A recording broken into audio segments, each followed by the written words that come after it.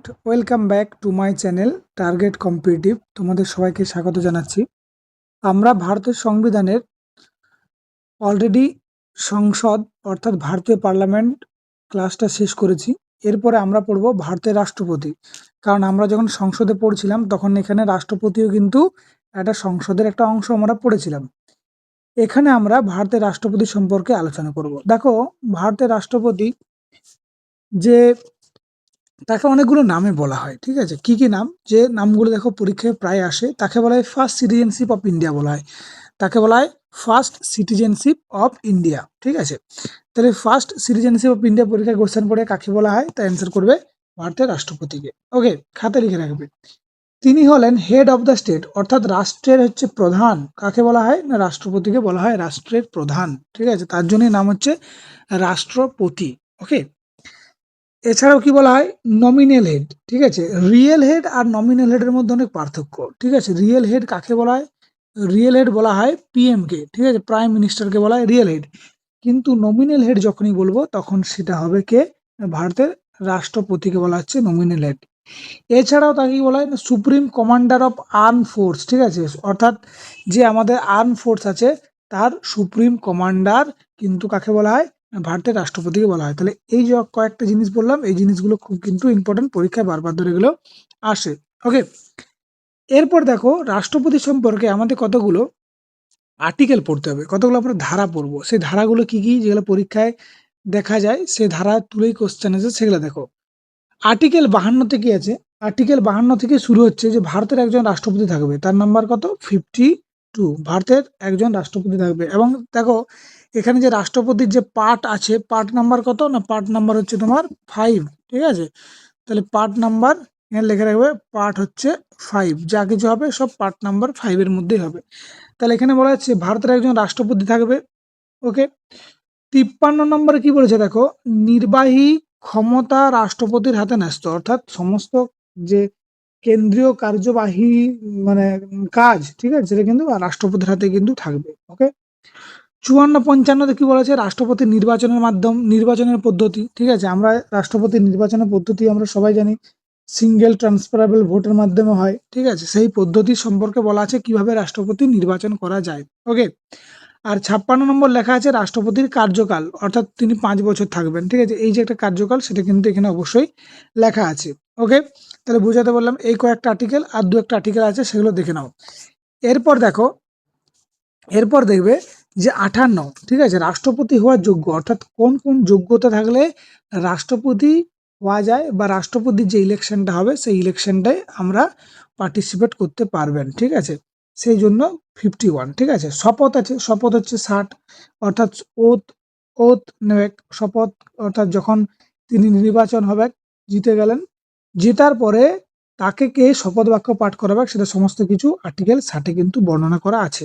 ওকে, 61 number আছে impeachment. Impeachment মানে হচ্ছে অপসারণ, ঠিক আছে? অপসারণ অর্থাৎ তাকে কি করা হয়, সরানো যায়, ঠিক আছে? তার পদ থেকে সরানো যায়, নির্দিষ্ট কিছু কারণ আছে, সেই কারণগুলো দ্বারাই কিন্তু রাষ্ট্রপতিকে ইমপিচমেন্ট করা যায়। আর এই ইমপিচমেন্টের ধারণাটা কোথা থেকে এসেছে, লেখা রাখবে, ইউএস থেকে কিন্তু এই ধারণাটা লেখা হয়েছে। ইমপিচমেন্ট আর্টিকেল 61-তে কিন্তু বর্ণনা করা আছে, এটা কিন্তু অবশ্যই খেয়াল করবে।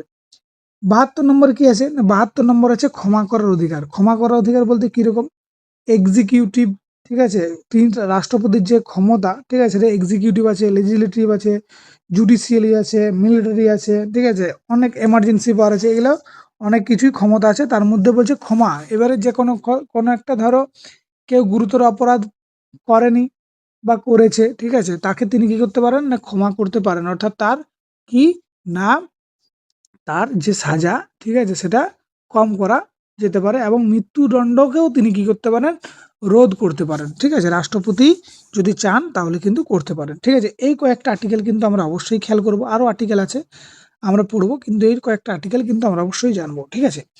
এরপর দেখো, এরপরে আমরা এডুকেশন কোয়ালিফিকেশন সম্পর্কে আসবো, যে এডুকেশন কোয়ালিফিকেশন কি কি লাগে, বা কোয়ালিফিকেশন, এডুকেশন তো নেই, ঠিক আছে? এডুকেশনটা আমাদের এখানে নেই কিছু, ঠিক আছে? জাস্ট কোয়ালিফিকেশন কি কি হবে না, ভারতের নাগরিক হতে হবে। আমরা সবাই জানি যে সিটিজেনশিপ অফ ইন্ডিয়া অবশ্যই হতে হবে, ঠিক আছে? 2 নম্বর বলছে কমপক্ষে 35 বছর বয়স হতে হবে, কমপক্ষে, মিনিমাম এজ হচ্ছে 35। আমরা লোকসভাও দেখেছি 25 বছর, তাই তো? রাজ্যসভা দেখেছি। তাহলে এখানে বলছে লোকসভা রাজ্যসভার কথা বলছি না, আমি এখানে আসছি প্রেসিডেন্ট যিনি হবেন তার বয়স মিনিমাম কত হতে হবে? 35 বছর কিন্তু হতেই হবে। ওকে। লোকসভা সদস্য হওয়ার যোগ্যতা থাকতে হবে, ঠিক আছে? অর্থাৎ তার যোগ্যতা থাকতে হবে, যিনি একজন লোকসভার সদস্য হওয়ার যে যোগ্যতা থাকে তার কিন্তু অবশ্যই থাকতে হবে, ঠিক আছে? তিনি কোনো লাভজনক পদে থাকা যাবেন না, আমরা সবাই জানি, ঠিক আছে? এটা আমরা বারবার ধরে পড়ছি প্রথম থেকে। এরপরে তিনি যে ভোটে দাঁড়াবেন, ঠিক আছে? তার তো ভোট তো সরাসরি জনগণের দ্বারা নির্বাচিত নয়, ঠিক আছে? তার ভোট কি হয় না, ইলেকট্রাল কলেজের মধ্যে হয়, ঠিক আছে? এবারে ইলেকট্রাল কলেজটা কি আমি আসছি একটু পরেই।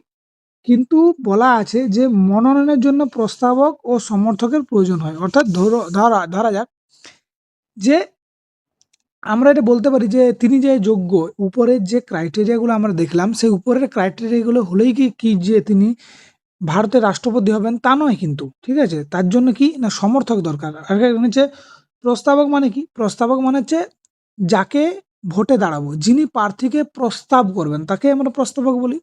এটা 50 জন হতে হবে। আর হচ্ছে সমর্থক, অর্থাৎ ওই যে লোকটাকে আমি দাঁড় করালাম বা যে ব্যক্তিকে আমরা কি করলাম প্রস্তাব দিলাম যে এই ব্যক্তিকেই করা হোক রাষ্ট্রপতি, সেই তার জন্য কি 50 জনের কিন্তু সমর্থন কিন্তু আমার লাগবে। তাহলে টোটাল কত হলো না 100 জন, ঠিক আছে? তাহলে কি করলাম যে প্রস্তাবকের 50 জনের লাগবে আর সমর্থন করতে হবে কতজন? 50 জন। টোটাল কত? 100 জন কিন্তু আমাকে অবশ্যই সমর্থন করতে হবে, তবেই আমি কিন্তু ওই পদে যোগ্য, ঠিক আছে? এরপর দেখো, এরপরে আমরা রাষ্ট্রপতি নির্বাচনটা দেখবো যে কিভাবে রাষ্ট্রপতি নির্বাচন হয়। আমি একটু আগেই বললাম যে রাষ্ট্রপতি নির্বাচন হচ্ছে পরোক্ষভাবে নির্বাচন, অর্থাৎ ইনডাইরেক্ট ইলেকশন, ঠিক আছে? এখানে কোনো ডাইরেক্ট ইলেকশন নেই, অর্থাৎ জনগণ এখানে কোনো ভ্যালু কিন্তু নেই। এখানে হচ্ছে নির্বাচন হয় ইলেকট্রাল কলেজের মাধ্যমে, ঠিক আছে? ইলেকট্রাল কলেজের মাধ্যমে কারা কারা থাকে সেটা আমার কোশ্চেন আসবে যে ইলেকট্রাল কলেজে কি বা ইলেকট্রাল কলেজে কারা থাকে। ইলেকট্রাল কলেজে কারা কারা থাকে ভোট দিতে পারে দেখো, বলছে লোকসভায় নির্বাচিত সদস্য যারা এমপি হয়। এমপির ফুল ফর্ম কি না মেম্বার অফ পার্লামেন্ট, ঠিক আছে? মেম্বার অফ পার্লামেন্ট, ঠিক আছে? এই পার্লামেন্টের যারা মেম্বার হবে কোথায় না লোকসভার, ঠিক আছে? এবং রাজ্যসভার নির্বাচিত সদস্য যারা এমপি আছে, তাহলে লোকসভা রাজ্যসভা দুটোই হয়ে গেল। এরপর বলেছে রাজ্য বিধানসভার নির্বাচিত সদস্য, রাজ্য বিধানসভার এমএলএরা, ঠিক আছে? এবং বলেছে মানে হচ্ছে যারা মনোনীত সদস্যরা ভোট দিতে পারবেন না। তাহলে আগে তুমি দেখো, আমি বললাম রাজ্যের বিধানসভায় এমএলএরা দেবে, এমপিরা দিবে, এখানে এমপিরা দিবে, ঠিক আছে? কিন্তু দুটো কেন্দ্রশাসিত অঞ্চল আছে যেখানে কি আছে আমাদের না, যেখানে আমাদের এই বিধানসভাটা আছে সেটা হচ্ছে কি না, একটা হচ্ছে দিল্লি আছে, একটা পন্ডিচেরি আছে বা পদুচেরি আছে। এই দুটো কেন্দ্রশাসিত এমএলএ মানে কেন্দ্রশাসিত অঞ্চল থেকে যারা এমএলএ আছেন তারা কিন্তু ইলেকট্রাল কলেজের কিন্তু মেম্বার বা ভোট দিতে পারবেন, ঠিক আছে? কারা কারা পারবেন না? এই যে বললাম যারা মনোনীত হয়ে আসছেন তারা পারবেন না, আর বিধান পরিষদের যারা সদস্য আছে তারা কেউ কিন্তু ভোট দিতে পারবেন না। পরীক্ষায় ঘুরিয়ে কোশ্চেন দেয় নিম্নলিখিত কে ইলেকট্রাল কলেজের সঙ্গে যুক্ত নয়, সেখানে তোমাকে থাকতে পারে অপশন মনোনীত সদস্য অথবা বিধান পরিষদের সদস্য, ঠিক আছে? এই দুটোই কিন্তু থাকতে পারে।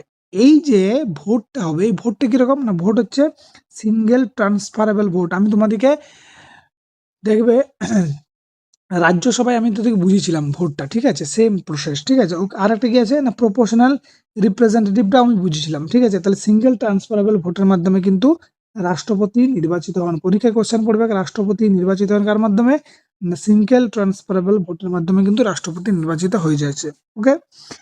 এরপর দেখো রাষ্ট্রপতি নির্বাচনের সময়সীমা কত, ঠিক আছে? অর্থাৎ কত সময়সীমা পর্যন্ত রাষ্ট্রপতি থাকতে পারে, ঠিক আছে? দেখো একটা রাষ্ট্রপতি যিনি হবেন তিনি তার পদে 5 বছর থাকতে পারেন। এটা কিন্তু ইম্পর্টেন্ট যে কত বছর থাকতে পারেন, 5 বছর। এরপরে ধরো কি হলো যে রাষ্ট্রপতি যে আছেন বর্তমানে, ঠিক আছে? ধরো বর্তমানে এ আছেন, এ যতদিন মেয়াদ আছে সেই মেয়াদ থাকাকালীন এই কি করতে হবে, আমাকে ইলেকশনটা করাতে হবে, ঠিক আছে? রাষ্ট্রপতির ইলেকশনটা কিন্তু আমাকে করাতে হবে। যদি ধরো যে রাষ্ট্রপতির অকস্মাৎ কি প্রাণহানি হয়ে গেল, ঠিক আছে, বা পদত্যাগ করে দিলেন বা তাকে ইমপিচমেন্ট যদি হয়ে যায়, তাহলে 6 মাসের মধ্যে কিন্তু রাষ্ট্রপতি পদটাকে কিন্তু কি করতে হবে না পুনরায় নির্বাচন করাতে হবে। ওকে, বুঝতে পারলাম। তাহলে তাহলে 5 বছর তিনি কিন্তু পদে থাকবেন। সরি। এরপর দেখো, এরপরে রাষ্ট্রপতির যে শপথ সেটাকে করেন না প্রধান বিচারপতি। ইম্পর্টেন্ট, রাষ্ট্রপতির শপথকে বাক্য পাঠ করার, না হচ্ছে প্রধান বিচারপতি। ক্লিয়ার? তিনি যদি না থাকেন, অর্থাৎ রাষ্ট্রপতি নেই, তিনি যদি না থাকেন কে করবেন, না হচ্ছে সুপ্রিম কোর্টের যিনি সিনিয়র মোস্ট জাজ তিনি কিন্তু এটা করবেন। ওকে, পদত্যাগপত্র কাকে জমা দেবেন, না হচ্ছে উপরাষ্ট্রপতিকে। এগুলো খুব ইম্পর্টেন্ট। রাষ্ট্রপতিকে ইমপিচমেন্টের মাধ্যমে কিন্তু সরানো যায়, কত বললাম, আর্টিকেল নাম্বার 61-তে কিন্তু এটা বর্ণনা করা আছে। অর্থাৎ আর্টিকেল 61-তে ইউএস থেকে ধারণা নেওয়া হয়েছে, সেখানে কিন্তু বর্ণনা করা আছে। তাহলে এরপরে আমরা পড়বো ইমপিচমেন্ট কি করে হয়, রাষ্ট্রপতির ক্ষমতা কি, এগুলো কিন্তু আমরা অবশ্যই পড়বো। ঠিক আছে, তো চলো ইমপিচমেন্ট সম্পর্কে আলোচনা করি।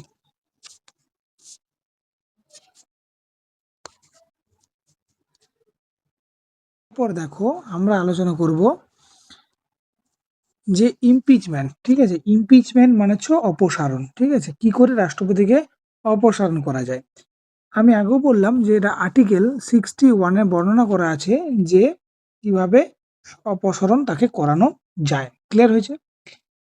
কি করা যায় না, যদি ধরো সংবিধান যদি লঙ্ঘন করে, সংবিধান একমাত্র লঙ্ঘন করলে কিন্তু কি হয় না, ভায়োলেশন অফ কনস্টিটিউশনের জন্য কিন্তু ইমপিচমেন্ট কিন্তু করা যায়। ওকে, তাহলে আর্টিকেল কত আছে, 61। কোথা থেকে নেওয়া হয়েছে, এটা বারবার ধরে আমি বললাম ইউএস থেকে নেওয়া হয়েছে, এটা বারবার ধরে কোশ্চেন কিন্তু পড়ে। ওকে, এরপরে যদি আমি প্রসেসটা দেখি, তাহলে প্রসেসটা কি হবে, লোকসভা বা যা রাজ্যসভা, যে আমাদের সংসদের কক্ষ দুটো আছে, যে কোনো একটা কক্ষে এটা শুরু হতে পারে। যে ইমপিচমেন্ট কথাটা যে কোনো কক্ষে শুরু হতে পারে, হয় রাষ্ট্রপতি ইমপিচমেন্ট শুরু হবে লোকসভা থেকে, কিংবা হবে রাজ্যসভা থেকে। যে কক্ষে থেকেই হোক না কেন, কমপক্ষে 14 দিন আগে লিখিতভাবে একটা নোটিশ কিন্তু দিতে হবে। ঠিক আছে, এটা পরীক্ষায় কোশ্চেন পড়েছে কতদিন আগে নোটিশ দিতে হয়, তাহলে অ্যান্সার করবে 14 দিন। ওকে, এবং সেই যে নোটিশটা দিচ্ছে, সেই নোটিশ যে কক্ষে দিচ্ছে, ঠিক আছে, ধরো লোকসভায় দিচ্ছে বা রাজ্যসভায় দিচ্ছে, যে কক্ষে দিচ্ছে সেখানে কি করতে হবে না, যে 1/4 অংশ কিন্তু সিগনেচার থাকতে হবে। যে সদস্য থাকবে তার 1/4 অংশ কিন্তু সিগনেচার অবশ্যই থাকতে হবে, যে কক্ষের থেকে দিচ্ছে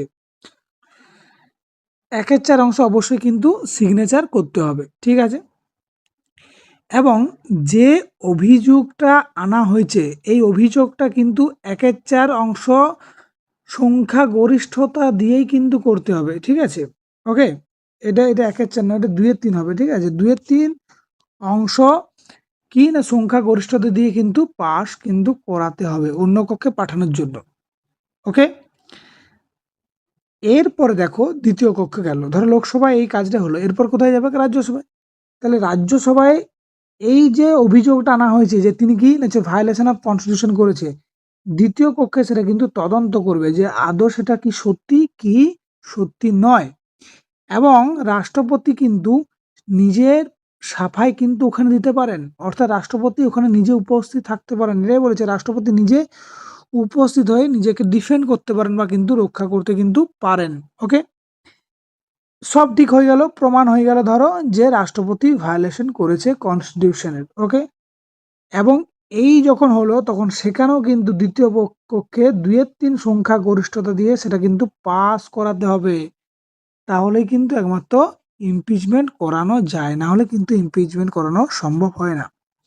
ভারতের ইতিহাসে এখনো পর্যন্ত কোনো রাষ্ট্রপতি কিন্তু অপসারণ কিন্তু হয়নি।